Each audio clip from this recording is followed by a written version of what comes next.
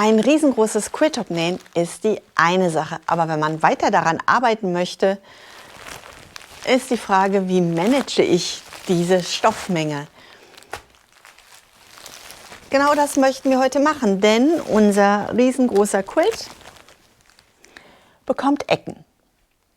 Diesen riesengroßen Quilt haben wir gearbeitet mit den super schönen Stoffen von Stoff Fabrics. Und ich finde, wenn man sich das Ganze jetzt anschaut, dann weiß man, warum ich tatsächlich unbedingt diese Stoffe haben wollte. Diese Stoffe gibt es in super vielen Farben. Und mit diesen genau aufeinander abgestimmten Farben können wir ganz wunderbar Farbverläufe erzielen. Und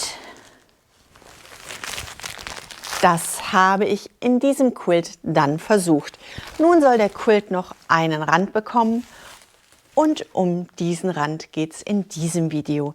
Herzlich willkommen bei Needle Engine. Mein Name ist Elke und wir arbeiten einen Rand an einem Monster-Quilt, am Tropenhaus-Quilt.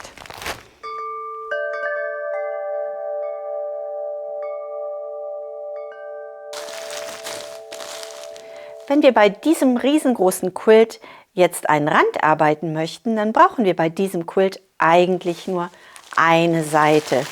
Unser Rand ist nicht durchgehend. Unser Rand läuft von einem großen Agavenblock von der Spitze zum nächsten großen Agavenblock. Das heißt, wir brauchen nur ein Viertel unseres Quiltes und den Rest, den schieben wir einfach vom Tisch. Unser Quilt zieht sich jetzt vom Tisch runter und wir möchten ihn ja vernünftig liegen haben. Damit mein Quilt liegen bleibt, wie ich das gerne möchte, nutze ich Hanteln. Hanteln, die mit einem Stoff bezogen sind, die kann ich wunderbar auf meinen Quilt legen. Und jetzt kann ich die Ecke, mit der ich tatsächlich arbeiten möchte, genau so ausrichten, wie ich das brauche. Das Ganze soll noch einmal herum. Das ist der Ausschnitt vom Quilt, mit dem ich jetzt arbeiten möchte. Wir haben unseren Verlauf, unseren Girlandenverlauf, wir haben unsere Schmetterlinge und wir haben unseren großen Agavenblock. Und hier möchten wir einen geraden Abschluss bekommen. Das heißt, wir brauchen zwei unterschiedliche Randstücke. Hier hätten wir unser Randstück schon ansetzen können, als wir die Girlande gemacht haben, doch das wollte ich nicht, denn ich möchte sehen, was für eine Farbe möchte ich hier überhaupt einsetzen. Und dazu nehme ich meine unterschiedlichen Farben von meinem Quilt und lege sie einmal einzeln an. Ich schiebe das Ganze einmal unter meinen Stoff. So. Meinen äußeren Rand möchte ich auch in diesem dunklen Ton haben und ich lege das einmal vor mich hin, damit ich hier an dieser Stelle eine Wirkung sehe. So würde die Ecke nun aussehen, wenn ich das Ganze aus dem gleichen Stoff arbeite. Wie wäre es denn, wenn ich hier diesen Stoff einmal austausche? Und wir schauen, was für eine Wirkung das dann hat. Und so können wir jede Möglichkeit einmal ausprobieren. Ich habe meine Möglichkeit schon festgelegt. Ich mag am liebsten, wenn der ganze Rand mit dem dunklen Stoff gearbeitet wird. Das heißt, alle meine Probestoffe kann ich einmal zur Seite legen und ich kann meine Stoffbahnen zuschneiden. Damit ich eine schöne Ecke bekomme, brauche ich für diesen inneren Bereich eine Stoffbahn, die 9 cm breit ist. Und in dem äußeren Bereich brauche ich eine Stoffbahn, die 6 cm breit ist. Unser Stoff liegt 1,10 Meter. Wir haben 9 cm breite Stoffbahnen zugeschnitten und wir brauchen pro Seite an unserer Girlande eine halbe Bahn. Das heißt, meine Stoffbahn kann ich einmal in der Mitte genau im Bruch zuschneiden. Wir haben die eine Seite und wir haben die zweite Seite. Alle Informationen zu den Stoffen und zu dem Quilt findet ihr verlinkt unter diesem Video. Wenn wir unsere Stoffbahn ansetzen, denken wir daran, dass hier nachher die Schnittlinie ist.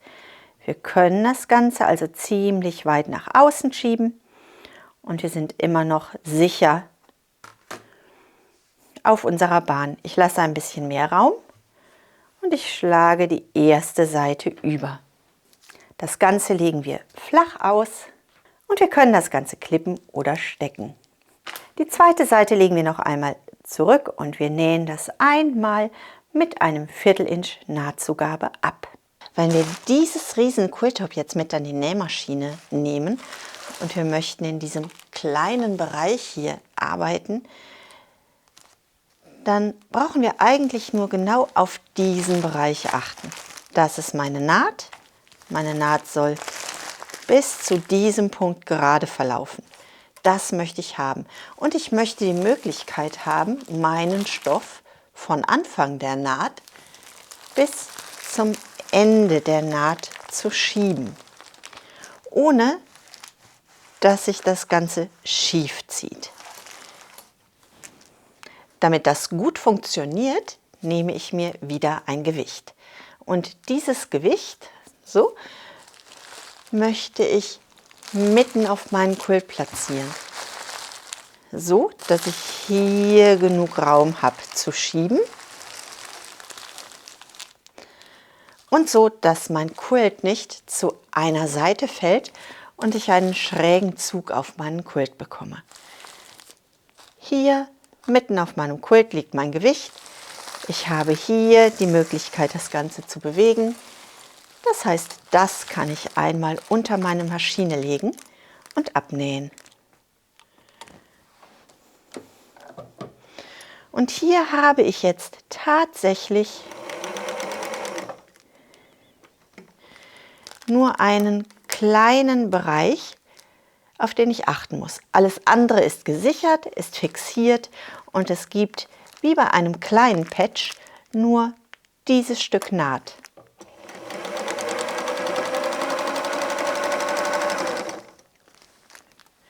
Und dieses Stück Naht nähe ich mit einem Viertel-Inch ab.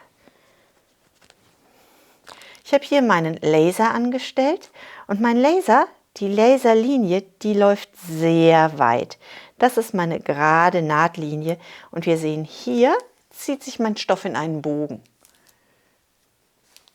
Und diesen Bogen gleiche ich aus. Ich achte darauf, dass meine Nadel im Stoff steckt und diesen Bogen gleiche ich aus. Wenn ich mag, kann ich dieses erste Stück von meinem Quilt noch ein bisschen gerader hinlegen. Nun sehe ich, wandert mein Stoff zur anderen Seite aus. Das kann ich jetzt korrigieren und nun bleibt mein Stoff ganz alleine, trotz riesengroßen Top, hier liegen. Denn wir brauchen uns nur auf dieses Stück zu konzentrieren. Vorausgesetzt, wir haben unser Gewicht mitten auf dem Quilt liegen und haben wirklich ein Stück Quilt, das wir separat bewegen können. Und das nähen wir einfach ab.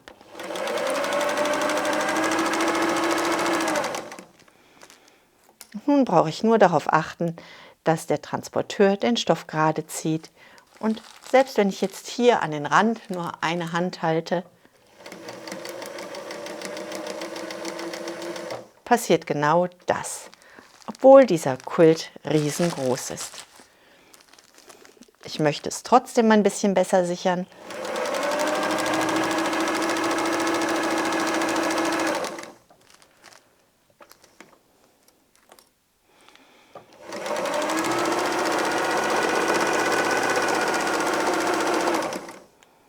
Jetzt merke ich, wie hier Druck auf meine Hand kommt, wie ich das nicht mehr einfach nur weiterschieben kann. Und hier sehe ich auch bei meinem Laserstrahl, wie mein Top nun zur anderen Seite auswandert. Dieses Stückchen möchte ich noch nähen und es wandert zur anderen Seite.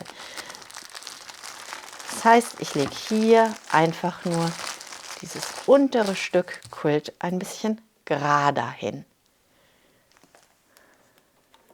Und ich kann nähen.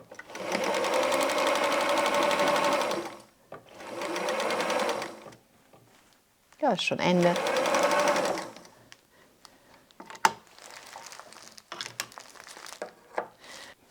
Wenn wir das haben, nehmen wir das wieder, mit zum Arbeitsplatz. Und da schauen wir, wie wir alle einzelnen Abschnitte weiter zusammensetzen können. So schaut das aus. Wir schlagen unsere Seite nach unten. Die Nahtzugabe lassen wir in unseren Rand laufen und wir rollen das Ganze einmal flach.